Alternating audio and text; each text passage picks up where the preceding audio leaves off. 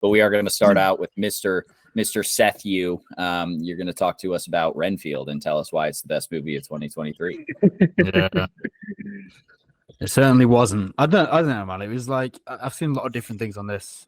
Most people are around like a 2 or a 3, maybe a 3.5. Some people, I haven't really seen anyone who's gone above that or particularly below a 2. But I don't know. I give it a 2. Didn't hate all of it. Like, I will say, to start off with a positive, there was some amusing moments. I think, like, if you're a Nick Cage fan of Nick Cage, you will like it because it's Nick Cage's Dracula. But the scenes with Nick Cage's Dracula are few and far between. You know, he's probably in about 15, 20 minutes of the entire film because it's based, obviously, on Renfield and on Nicholas Hoult's character. Nicholas Hoult was pretty funny. There's an actor, someone's going to have to tell me a name. I don't know. It's the one, Aquafina? Yeah. Mm-hmm. Yeah. Her subplot was horrendous. One of the worst I've seen this year. Awful.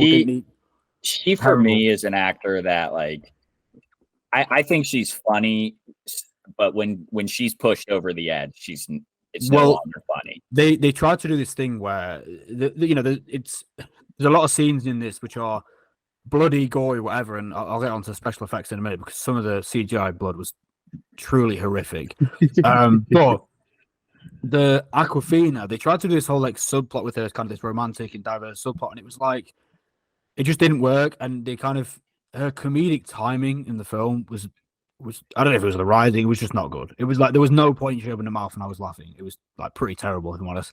Again, I don't know if that's directly her fault. It might be the writing of the film because I think honestly they had no idea what the target audience was for this film. It could have been action, it could have been romance, it could have been horror, it could have been comedy, it could have been so many things. And they tried to nail all different genres in like a 90-minute film, and it just ended up being all over the place. I said in my review, it felt like a first draft. It felt like the baseline of what they were trying to set, and they didn't like go off from there. It's just a film that's like drowning in mediocrity. It's pretty boring for the most part. There is some funny moments in Nicolas Cage because it's Nicolas Cage. And if you hate Nicolas Cage, you'll hate him even more after this because he doesn't particularly excel. But if you're a fan of his in general, he does have some pretty quirky moments that are quite funny.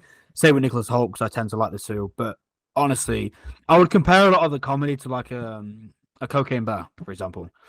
There is small moments where it works, but the majority of the time, for me anyway, and for at least two of us here, it just overdid the comedy. It didn't really know what it wanted to be, and also what it should have relied on, which is Nick Cage is Dracula and Nick Holt's Renfield is relying on this gore and just absurdity and not trying to go any further than that, like Cocaine Bear did and give us these dramatic moments which no one gives a fuck about.